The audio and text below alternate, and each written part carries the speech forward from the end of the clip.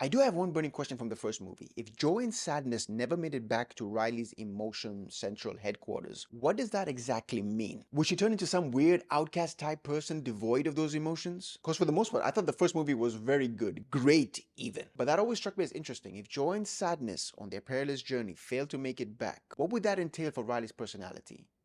Food for thought and discussion.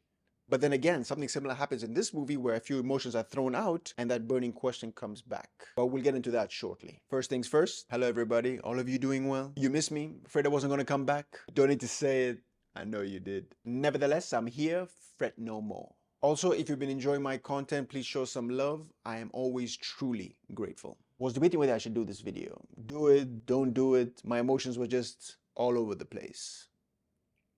Watching it for a second time though, without the expectation and hype, I enjoyed it just a little bit more, so I thought, why not? One thing I'm sure of, all the kids that watch these movies now are going to be so wide-eyed and surprised when they watch it as grown-ups, with more life experiences and lessons and fails under their belt, especially the fails. All of a sudden that revelation will appear. Oh my god, I never understood all of this until now. It makes so much more sense than it did before. Amazing.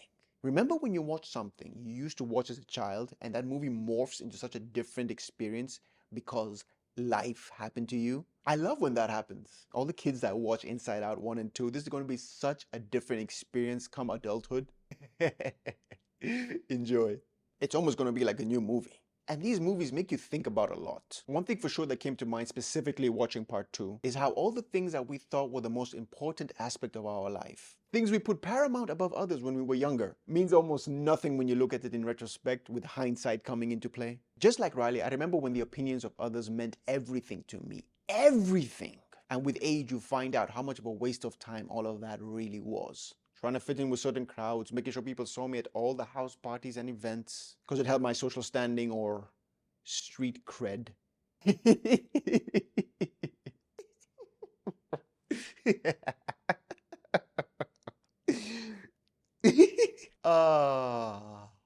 All that mental energy given to something that barely deserved a modicum of it. So much more important things I could have been doing with my life. But hey, you live and you learn every single day. Although you look back and realize everything from the past shaped and formed you into who you are today. A statement nobody disagrees with. We are people doing the best with what we have. Oh, the past. Sometimes we find ourselves in our minds prisoners of the past, ruminating on it for far too long. Telling ourselves why didn't we make better decisions, creating outcomes we wished happened. First of all, we have no idea what would have happened if we took another fork in the road. It could have all gone amazing, or it could have gone a whole lot worse. Nobody knows. It's a reality none of us have lived. The butterfly domino effect is a real thing, even if you don't believe in it. It's evident in every time travel movie. Every time they try and go back and fix something in the past because they think it'll make their life better now, what happens? Something that happened in the past, changing it will change your current present. It's inevitable. Movies are education, I'm telling you. So when we go in circles on a metaphorical messed up merry-go-round about these unmade choices we think we should have made and not believing in the hardships as a beautiful, chaotic lesson. Man, how chaotic it can be sometimes. Believe in the fact that you needed them and maybe even come to terms with them. I sometimes think I should have had more hardships, as well as being immensely blessed with what I have in my life. Alhamdulillah. I remember this quote that's apt for this occasion. The past is a place of reference, not a place of residence. Look upon it, but don't stay there. Can't find out who said it, but it's beautiful. And watching Riley in this movie go through what she's going through, you understand why it is the most successful movie of the year so far. Riley is everybody. You, me, and we all relate to a certain degree. Because this movie definitely portrays what's going on in the mind in a very interesting, thought-provoking, funny, hilarious way. Don't understand all the mechanisms of it, but still very interesting. Are we in control of our emotions, or are we in control of our emotions, or are our emotions in control of us? A question that's been debated for eons. I'd like to believe I'm in control of mine,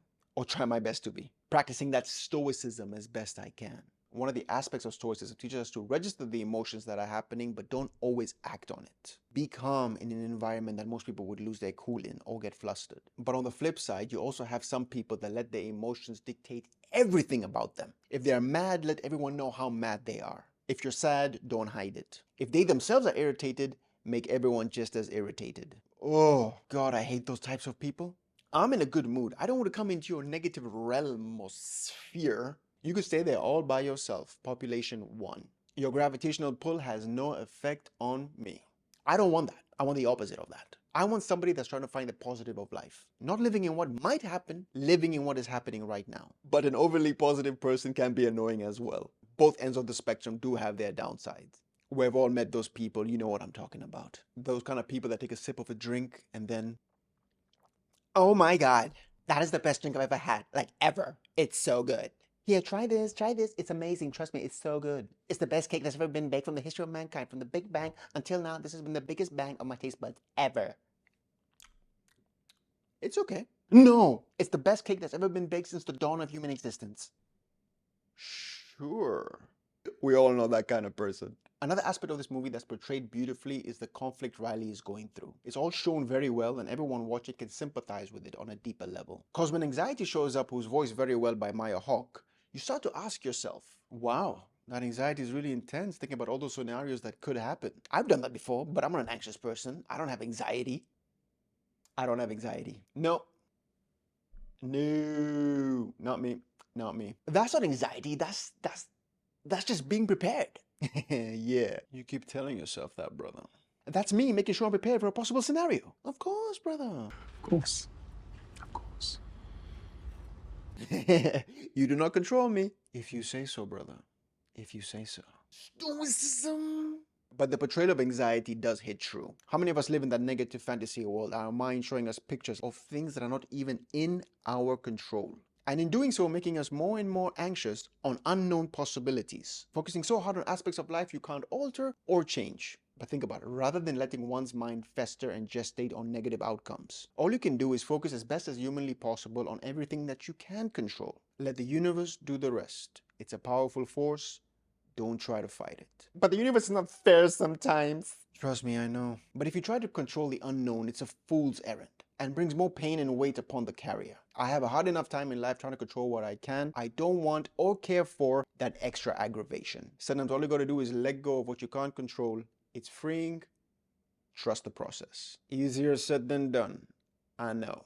Also, after watching these movies, I would love to know how my emotions are operating in here. Man, that'd be so crazy to watch. Maybe my emotions are going, yeah, you think you're in control, Mr. Stoic over here? If only you knew. Stoicism! But to bring it back to what I was saying at the beginning, trying to understand the mechanisms of the movie. In the first movie, Joy and Sadness have to find their way back to the emotional headquarters. In this movie, half of Riley's emotions get thrown out. Joy, sadness, anger, disgust, and fear. This is what I don't get when they are kicked out. Do those emotions no longer have any power over her? Because that would mean some scenes that happen later on are kind of contradictory or kind of make no sense as a human being. Also, are you telling me that we have a teenager walking around fearlessly that can't feel angry or sad or joyful and is not disgusted by anything? That is a force of nature right there. She is going places. In today's climate, ruthless. But to go back to the contradictions, there are scenes in part 2 where she's practicing hockey because she wants to impress everybody. And she misses some shots at the beginning, then starts to be more accurate and scores. During that time, I'm positive she feels angry, sad, and disgusted with herself that she's missing those shots. That will turn to joy once she starts scoring them. But that whole time, all those emotions are not present. Does everybody understand what I'm trying to say? If they are not present to make her feel a certain emotion, does she not feel them at all? I don't know, maybe I gotta find the deeper meaning of it all with multiple viewings. Who knows, maybe when I'm older, the meaning will show itself to me. Also, the inner battle of Riley's emotions that's shown mostly with joy and anxiety. Towards the end of this movie, after anxiety goes full meltdown mode, causing Riley to have an attack, an anxiety attack. What? That's what happens. You still see that Joy is trying to force Riley to feel the emotions Joy think will make her feel better by putting her old sense of self back, instead of Riley coming to that conclusion by herself. And when she removes it and lets Riley decide for herself, my interpretation of the scene is that it's one of Riley's pivotal growing up moments. As individuals, we all have those moments and they will keep emerging as we get older. Something profound happens to us. Doesn't have to be life-changing, just eye-opening, and we look inwards and realize that we just grew a little. Mentally, spiritually, metaphysically, metaphorically. And when that happens, we understand something more vividly, more clearly, and it alters the way you see things from that point on. And those moments will keep happening as we move on in life. It's part of it. Older and wiser, one of the oldest and wisest sayings ever. And when I saw that scene, it brought up those thoughts. Tell me in the comments if I'm going too deep. Watching this movie made me look inwards, and I appreciated that. Except for making me think that I have anxiety. Nice try. I am one with my emotions, they do not control me. I am also very curious to see where they keep going with Riley's life, because they are going to keep going with this franchise till the wheels fly out. This movie so far is the highest grossing of this year, making nearly $1.7 billion worldwide. This train ain't stopping anytime soon. Be crazy. Dollar bill, yeah. Dollar bill, yeah. I'm assuming the third one will be about her going to college. Maybe the fourth one will be about her getting a job. And the fifth and final one will be about her finding love and getting married. Juggling work, life, and love. Oops. Juggling work, life, and love. And the finale will be about her giving birth to her child. And we get to see the emotions appear in her baby for the first time, just like in the first movie. Therefore, closing Riley's chapter in a beautiful, nice little bow. Thinking about it, that most likely is what's gonna happen. Mark my words. I enjoyed this movie a lot. Gets a very good rating and recommendation from me. This wasn't really a review per se. This movie just brought some thoughts to the surface and I thought I would air them out with you beautiful people. Since we're here, I'd give it a very respectable 8.9 out of 10. You don't need me to tell you to go and watch it. That's for sure. It's out on Disney Plus right now. Go and watch it. It's a very beautiful, heartwarming, thought-provoking. For an animation, it's very thought-provoking. It'll definitely pull at your heartstrings in a very good way. Until then, ladies and gentlemen, boys and girls, thanks for tuning in. I'm always thankful, always appreciative. And don't forget, find the peace within yourself, spread the love around you, and I'll see you when I see you.